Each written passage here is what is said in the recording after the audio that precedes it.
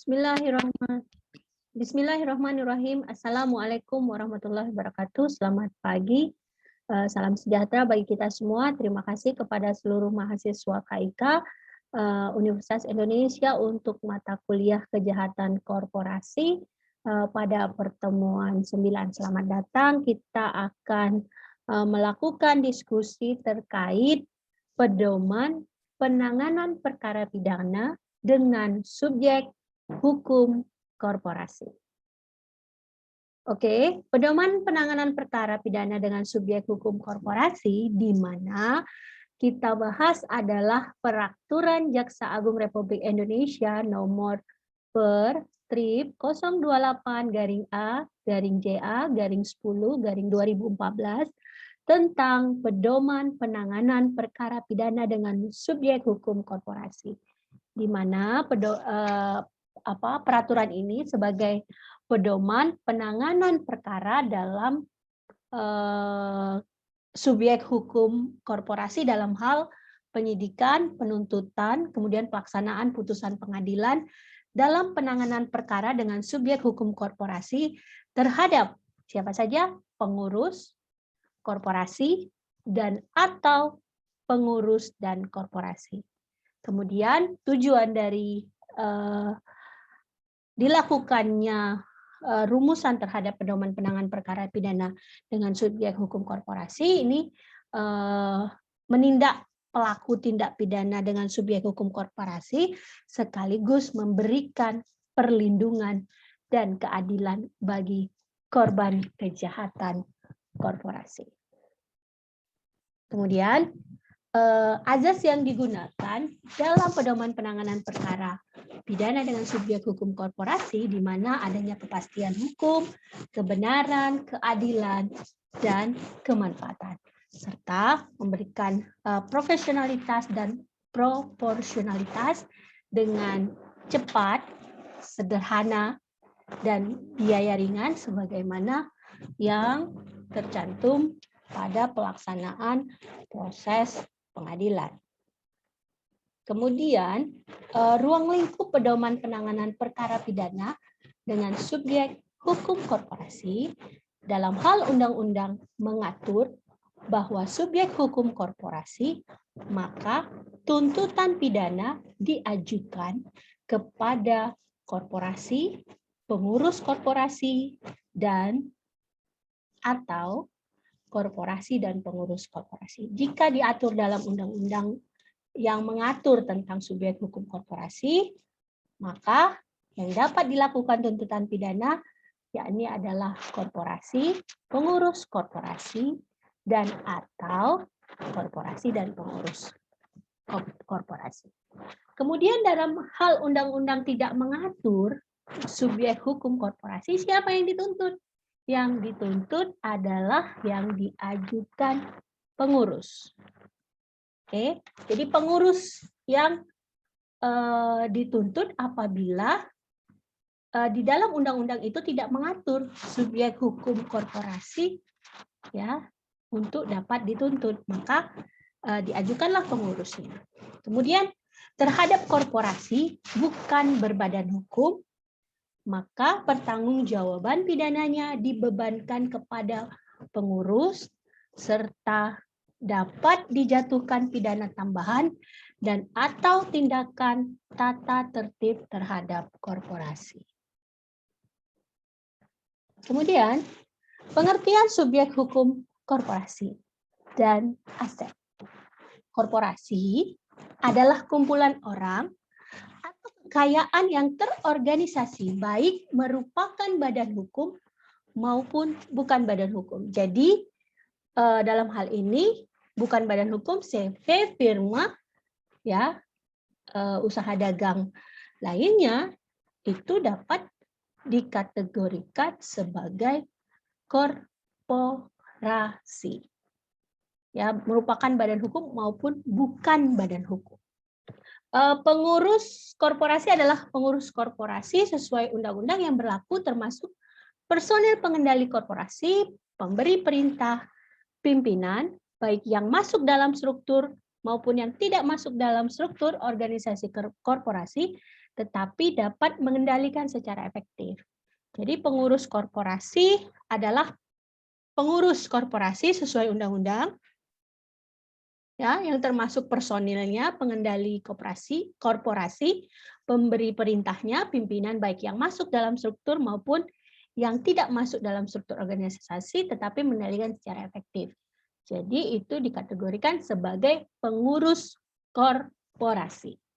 Sedangkan aset adalah harta kekayaan korporasi baik benda bergerak atau tidak bergerak, baik berwujud maupun tidak berwujud yang diperoleh secara langsung maupun tidak langsung. Kemudian saya akan menjelaskan terkait kriteria perbuatan dalam penanganan perkara pidana dengan subjek hukum korporasi. Dalam hal ini, bahwa kriteria perbuatan yang dapat dimintakan pertanggungjawaban pidana terhadap korporasi adalah sebagaimana yang diatur dalam undang-undang yang berlaku. Kemudian kualifikasinya sebagai berikut, yakni segala bentuk perbuatan yang didasarkan kepada keputusan korporasi yang melakukan maupun turut serta melakukan.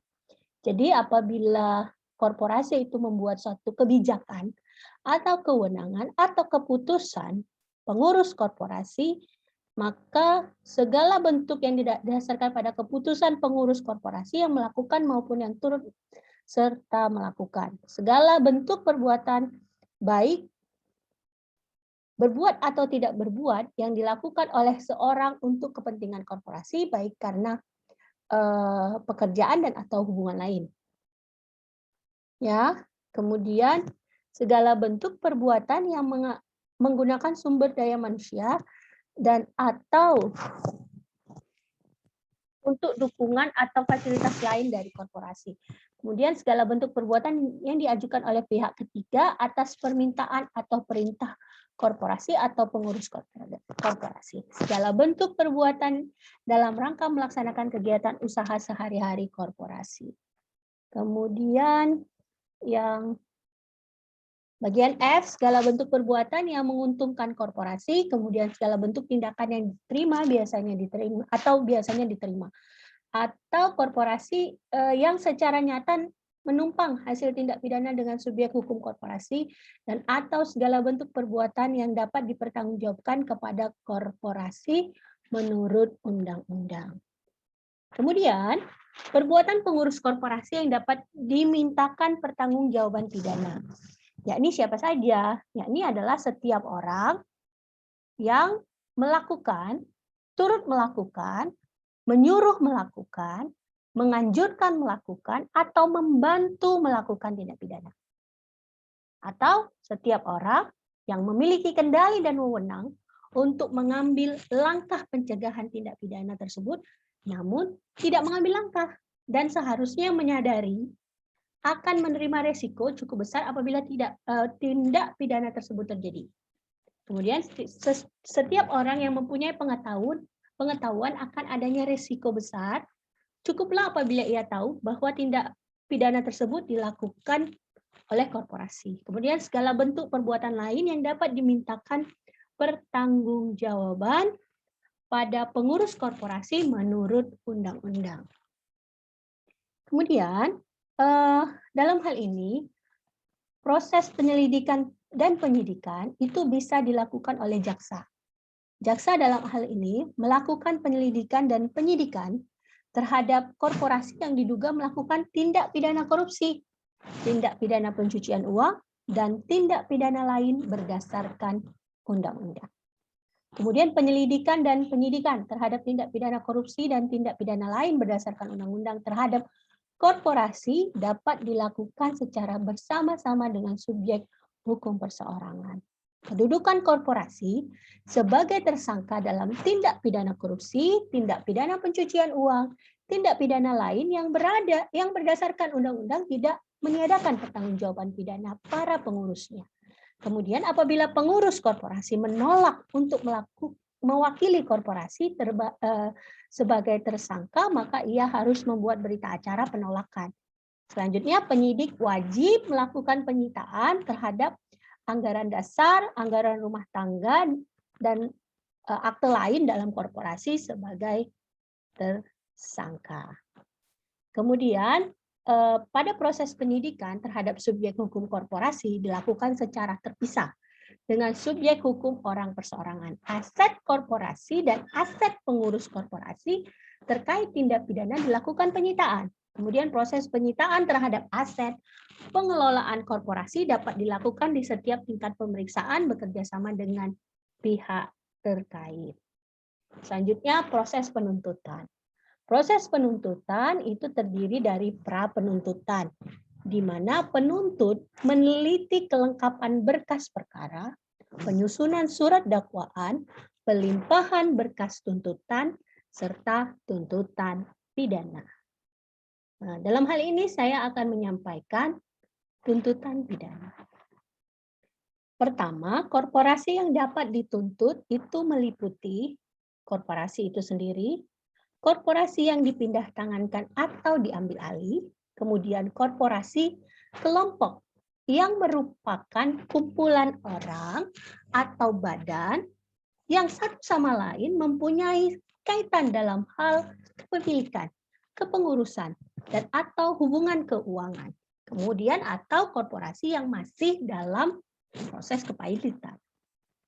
Kemudian terhadap korporasi yang hanya dituntut pidana denda dan pidana tambahan dan atau tindakan tata tertib. Jadi korporasi itu jika dituntut secara pidana, dia hanya pada tuntutan pidana denda dan pidana tambahan dan atau tindakan tata tertib.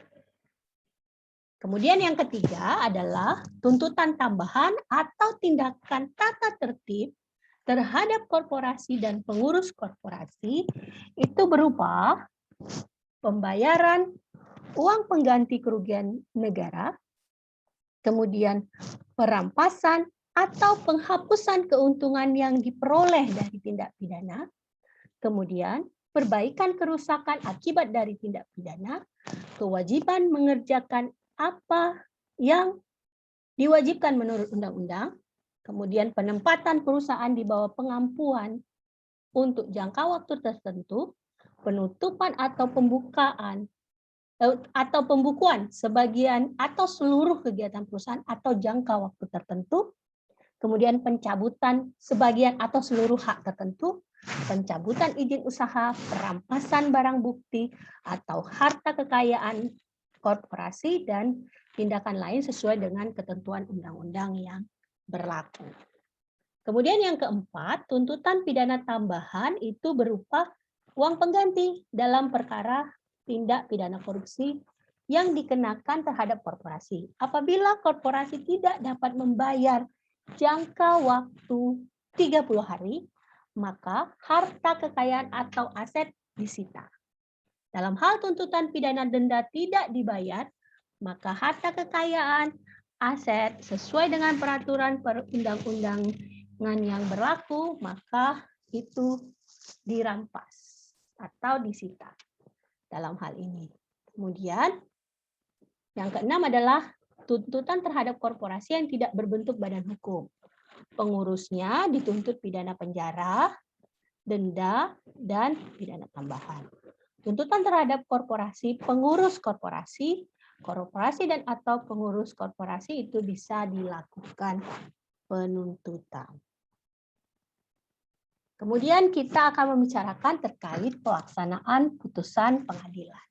Dalam hal ini di Perjan nomor 28 itu menyebutkan bahwa putusan pengadilan yang telah mempunyai kekuatan hukum tetap dilaksanakan oleh jaksa setelah menerima salinan putusan. Kemudian dalam hal terpidana hanya membayar sebagian dari jumlah pidana denda, maka sisanya diganti dengan pidana kurungan, pengganti denda secara berimbang. Jadi ada pidana denda. Jadi kalau pidana denda itu tidak dapat dibayarkan, maka pidana kurungan pengganti denda secara berimbang. Ya, tenggang waktu pembayaran denda paling lama 1 bulan dan dapat diperpanjang 1 bulan. Apabila tidak dibayar, maka aset korporasi dapat disita dan dijual. Oke, dalam tindak pidana pencucian uang, apabila korporasi tidak mampu membayar pidana denda sehingga diganti dengan perampasan aset sesuai dengan nilai denda yang dijatuhkan, apabila tidak mencukupi, maka pidana kurungan denda dijatuhkan bagi pengurus dengan memperhitungkan denda yang telah dibayar. Kemudian yang kelima, dalam hal harta kekayaan atau aset korporasi yang terkait dengan tindak pidana korupsi karena tidak disebutkan dalam putusan, maka wajib diserahkan kepada siapa? Kepada jaksa pengacara untuk dapat ditindaklanjuti.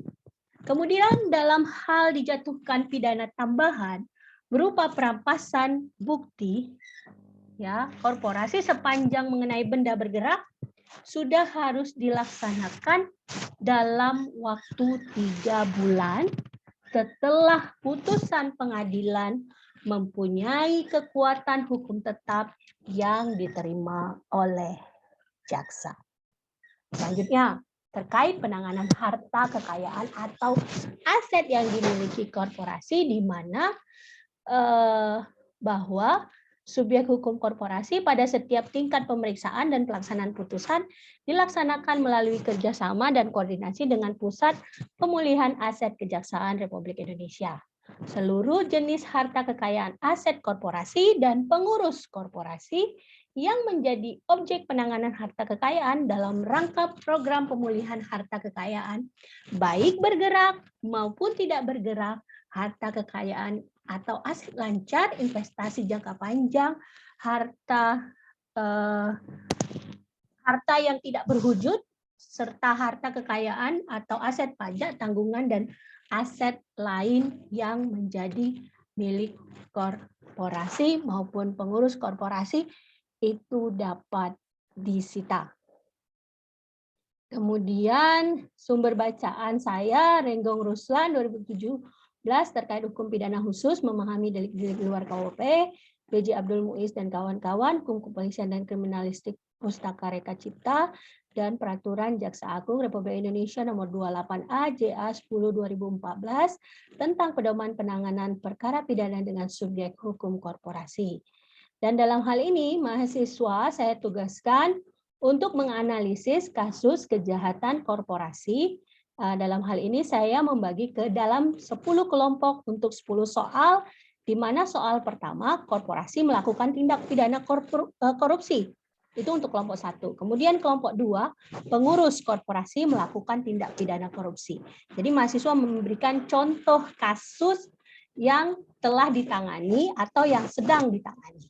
Kemudian contoh kasus korporasi dan pengurus korporasi yang melakukan tindak pidana korupsi. Yang keempat adalah kasus korporasi melakukan tindak pidana pencucian uang. Selanjutnya, yang kelima adalah kasus korporasi melakukan tindak pidana ITE melalui pinjaman online ilegal.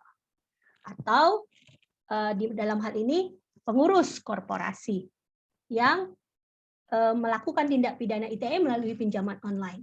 Yang ilegal juga bisa, yang misalnya dalam hal ini